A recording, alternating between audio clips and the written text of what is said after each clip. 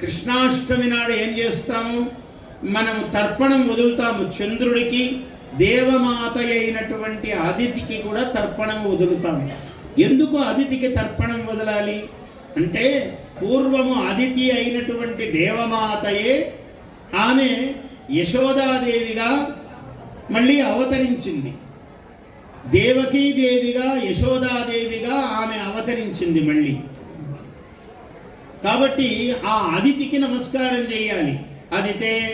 అదితే దేవమాత త్వం, అమ్మా నువ్వు గర్భము ధరించి కృష్ణుడిని ప్రసాదించావు.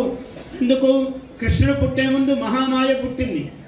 ఆ మహామాయయే ఆయన వెంట్రుకలు తీసి ఇలా వేశాడు మహావిష్ణువు.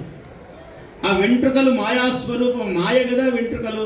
ఇవి చాలా అందంగా ఉంటాయని ఇట్లా తిప్పితే ఒక అందం, ఇట్లా తిప్పితే ఒక, కలియుగంలో కూడా అంతా అదే కదా, ఈ వెంట్రుకల గురించే మాయ అన్నీ ఇవే మాయ. అదే అసలు మాయ విష్ణువు చూపించాడు దాంట్లో, విష్ణు పురాణంలో.